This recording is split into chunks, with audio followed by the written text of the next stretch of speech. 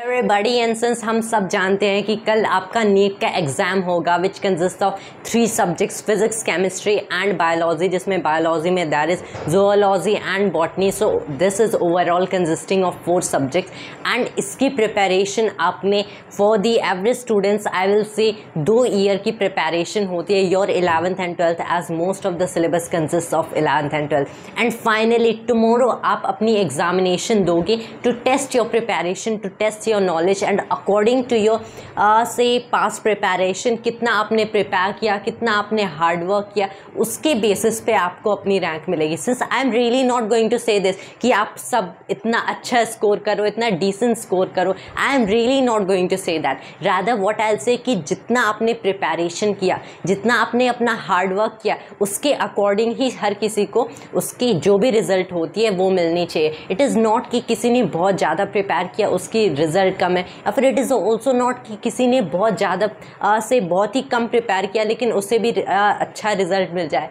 Then where's the justice after all. लेकिन जिसने जितनी प्रिपरेशन की है that should be his result. Since we also pray to God many things कि God let me pass in NEET exam and this and that and this and that. But what I will really personally say कि whatever we are getting we should thank God for that. But remember never to ask help to anyone. Really अगर आपको कुछ भी achieve करना है तो आपको खुद उस चीज़ को ग्रैब करना पड़ेगा, खुद उस चीज़ के लिए मेहनत करना पड़ेगा एंड उसे अचीव करना पड़ेगा. Not to ask it to anyone, not to beg it that particular thing to anyone, not even God as I would say.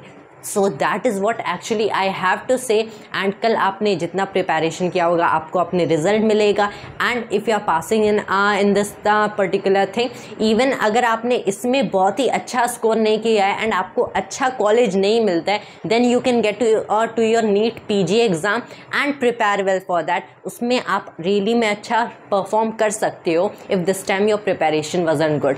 But really ऐसा भी नहीं है कि टाइम बहुत ही कम था. Everybody gets 2 years.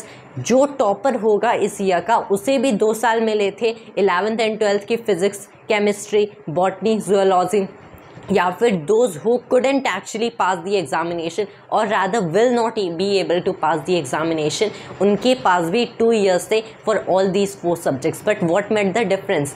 डिफरेंस था कि जो टॉपर रहेगा उसने अपना पूरा टाइम यूज़ किया to score at least full of full. And that's what's been going on in these recent years की people have been scoring full on full in all the 3 subjects or 4 subjects as I would say of JEE and NEET. तो difference क्या था कि the topper has used all of his time in his preparation. उसका एक single motivation था, एक single गोल था, एक सिंगल ड्रीम था अचीव करने का, to get into AIIMS Delhi और एनी डिजायर्ड एम्स. आपको कोई भी एम्स चाहिए, pass NEET UG exam and achieve your college. लेकिन there are few people who are just scrolling in YouTube shorts, in Instagram reels, in TikToks and all, and that is where all of your time is getting wasted, all of your energy is getting wasted, and finally you end up being nowhere. कि आप वहाँ भी कुछ achieve नहीं कर सकते हो and आप नीट में भी अच्छे स्कोर्स, अच्छे ग्रेड्स नहीं ला सकते हो, जिसकी वजह से आपको अपना डिज़ायर्ड कॉलेज नहीं मिलेगा. And then you'll end up being frustrated and depress. That's why आपके पास जितना टाइम था आपको उसे यूज़ कर लेना चाहिए था. And for those of you who have actually use that time, so I would say that it was really a good choice to leave all the distractions aside. कि आपको सारे डिस्ट्रैक्शंस असाइड रख देना है and use all of your time to focus on your dream, on your goal. And also many persons जिनका पूरा syllabus complete होता है, जिनको सारे क्वेश्चंस के सॉल्यूशंस आते हैं, हर टाइप के क्वेश्चंस वो अटैम्प्ट कर सकते हैं, लेकिन बहुत बार ऐसा होता है कि when we enter in the examination hall तो वहाँ पे when we are getting nervous and all, so basically like we end up forgetting a lot of things. वहाँ पे हम लोग बहुत सारी चीज़ें भूल जाते हैं. कुछ कभी कभी कुछ ऐसे क्वेश्चंस आते हैं जिनके हमें सॉल्यूशंस पता होते हैं but we actually can not attempt that question. तो ये सब तो नर्वस की आप नर्वस हो गए, that's why all of these things are happening.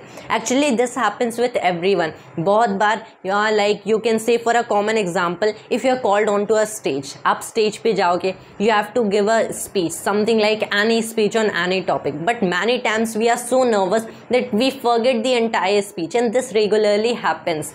but try to stay calm. That is the key to everything in your examination. आप जितना काम रह सकते हो उतना काम रहो, and that will remove aside how nervous you actually are.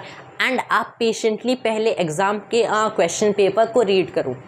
That is the thing, since understanding the question is half the solution. तो आप पेशेंटली उस पूरे क्वेश्चन पेपर को रीड करो and remember focus on the keywords. बहुत बार ऐसा होता है कि few words make difference in the entire solution, कि कुछ वर्ड्स को हम लोग इग्नोर कर देते हैं या फिर अच्छे से रीड नहीं कर पाते. And specially I am talking about physics, क्योंकि नीट में तो I just know about physics, मुझे केमिस्ट्री, जूलॉजी या फिर बॉटनी नहीं आती. In JEE I also know little maths of JEE level. तो वहाँ पे कुछ कीवर्ड्स ऐसे भी होते हैं, कुछ वर्ड्स जिन्हें हम इग्नोर कर देते या फिर फॉरगेट कर देते रीड करना, एंड उनकी वजह से हमारे सॉल्यूशन एंड आंसर्स में बहुत डिफरेंस आ जाता है.